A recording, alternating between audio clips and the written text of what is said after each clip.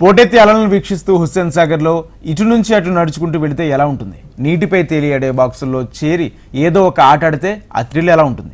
అర్ధరాత్రి దాటిన తర్వాత స్ట్రీట్ ఫర్నిచర్ వద్ద నింగిని తాకే ఫౌంటైన్ వెలువను చూస్తూ గడపడం చక్కని అనుభూతినిస్తుంది కదా.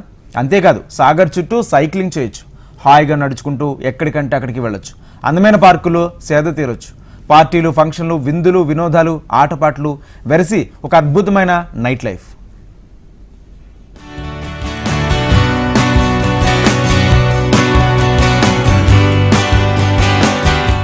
హైదరాబాద్ అంటే ఇట్టే గుర్తుకొచ్చేది హుస్సేన్ సాగర్. నగరవాసులకు ఎంతో ఆహ్లాదాన్ని అందించే హుస్సేన్ సాగర్ ఇప్పుడు మరింత అందంగా ముస్తాబు కానుంది. ఇందుకు రేవంత్ రెడ్డి సర్కార్ నడుం కట్టింది. హుస్సేన్ సాగర్ చుట్టూ 10 కిలోమీటర్ల పరిధిలో స్కైవాక్, సైకిల్ ట్రాక్ నిర్మించనున్నారు. ఈ ట్రాక్ అటు ట్యాంక్ బండ్, సంజీవయ్య పార్క్ నుంచి ఇటు ఐమాక్స్ థియేటర్ వరకు ఖైరతాబాద్ మెట్రో స్టేషన్ కు కనెక్టివిటీని కలిగి ఉంటుంది.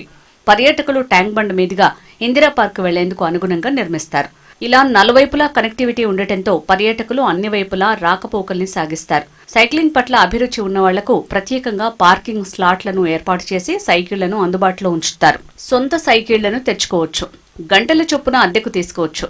మొత్తం 5.5 మీటర్ల విస్తీర్ణంతో ఏర్పాటు చేయనున్న స్కైవాక్ లో 3.3 మీటర్లు సైక్లింగ్ కోసం కేటాయిస్తారు.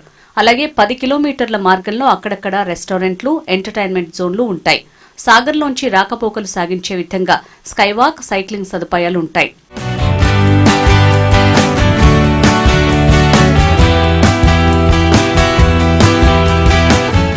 నెక్లెస్ రోడ్, పీపుల్స్ ప్లాజా ప్రాంతంలో నైట్ లైఫ్ షాపింగ్ లో భాగంగా ప్రత్యేకమైన ఎంటర్టైన్మెంట్ ప్లాజాలను ఏర్పాటు చేయాలని హుమ్టా ప్రతిపాదించింది. పర్యాటకులు రాత్రి వేళల్లో హాయిగా కాలక్షేపం చేసేందుకు వీలుగా స్ట్రీట్ ఫర్నిచర్ ఉంటుంది. రెస్టారెంట్లు, హోటళ్లు రాత్రిపూట అందుబాటులో ఉంటాయి. ఇప్పుడు ఉన్న పార్కులతో పాటు అద్భుతమైన ఆర్కిటెక్చర్తో మరిన్ని పార్కులను ఏర్పాటు చేయనున్నారు. సింగపూర్లోని ఫ్లోటెడ్ ఫుట్బాల్ తరహాలో హుస్సేన్ సాగర్లోని చిన్న గ్రౌండ్లో ఒక క్రికెట్ బాక్స్ లేదా ఇతర ఆటలకు అనుగుణమైన బాక్స్లను ఏర్పాటు చేయాలనే ప్రతిపాదన కూడా ఉంది. నీటిపై తేలియాడే వేదికలపై క్రీడాకారులు ఆటలాడుకోవచ్చు. మరోవైపు ఫ్లోటెడ్ ఫౌంటైన్ కూడా ఏర్పాటు చేయనున్నారు. పర్యాటకులు ప్రశాంతంగా ఫౌంటైన్ చుట్టూ కూర్చుని గడిపేందుకు వీలుగా ఏర్పాట్లు చేస్తారు. ఈ భారీ ప్రాజెక్టుకు సుమారు 500 కోట్లకు పైగా ఖర్చు కానున్నట్లు అంచనా. పబ్లిక్ ప్రైవేట్ భాగస్వామ్య పద్ధతిలో నిర్మించాలని హుమ్టా ప్రతిపాదించింది. సందర్శకుల నుంచి టికెట్ల రూపంలో కొంత మొత్తం వసూలు చేస్తారు.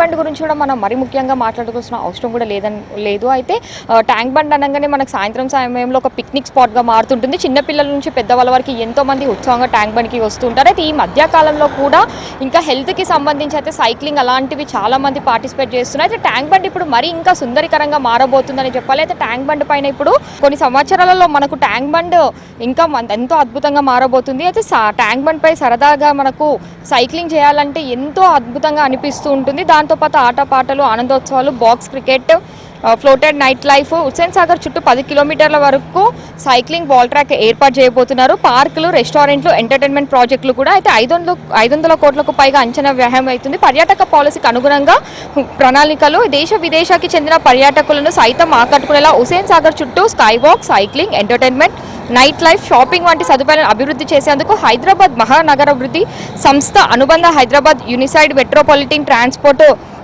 అథారిటీ ప్రణాళికను సిద్ధం చేసింది. అయితే ట్యాంక్ బండ్ పైన అయితే చాలా మంది ఎంతో ఇష్టంగా అద్భుతంగా ఇక్కడికి వస్తూ ఉంటారు.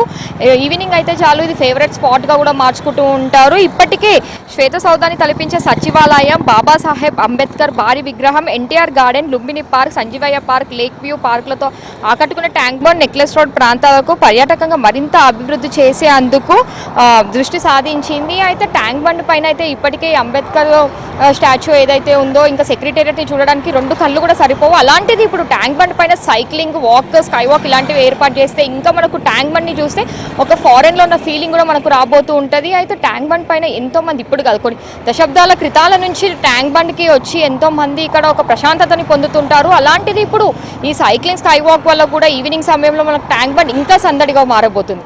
వీడియో జర్నలిస్ట్ రాజుతో సుప్రియ, HM TV, హైదరాబాద్.